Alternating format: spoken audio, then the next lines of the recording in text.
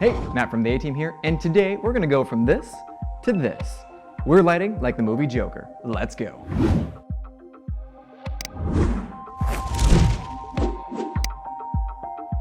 As one of the nominees for Best Cinematography, we all know Joker has some amazing visuals. But what about the lighting makes this film special? And how can we recreate the lighting for a similar look with both high-end lights and cheap lights? Joker has some really unique color palettes with oranges and greens and blues, and several key scenes in the movie happen in the main character's apartment. And we wanted to see if we could imitate some of that with the lighting on this set. Let's check it out.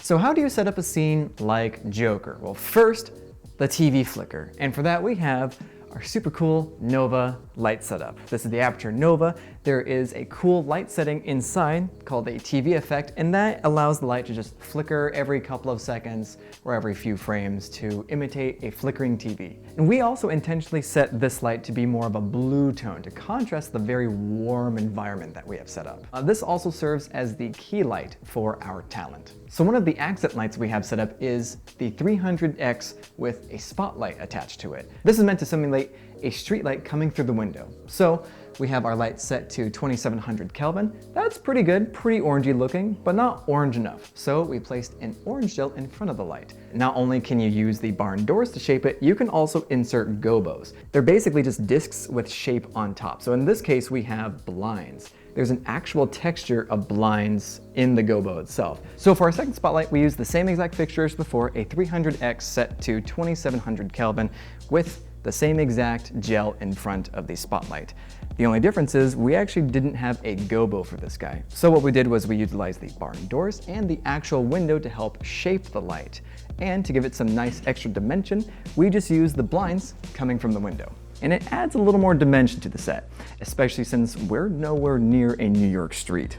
Last but not least, we have an actual practical. We noticed the Joker uses a lot of practicals in their scenes, specifically in this one, a lamp. The lamp fixture itself was actually here in the studio, but we brought in our own bulb, which is a tungsten 150-watt bulb. And we made sure to connect it just in case to our own dimmer. Usually with a standard bulb, you only get the one exposure, but with these dimmers, you can control that light to the exact exposure you're looking for. So let's see how that all looks put together.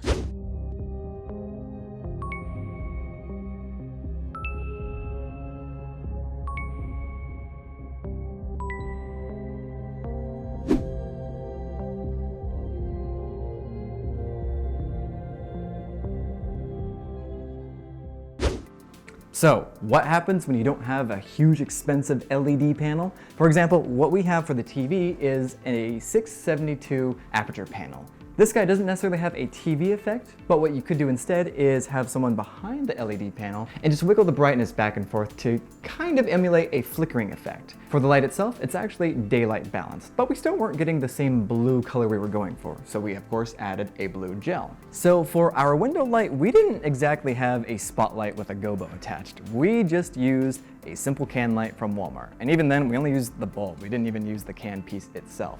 And the reason being is because we wanted to maximize a single source light. With a can, we would have spread that light out across the entire dish. So we left it at just the bulb itself. Now, while we don't have a gobo, we still created a blinds effect by cutting strips into our cardboard piece. Last but not least, we have our practical, and we didn't really modify this light all that much. The only thing we did was dim it down just a hair to match the rest of the exposures of our lights. And without further ado, let's take a look at all of this put together.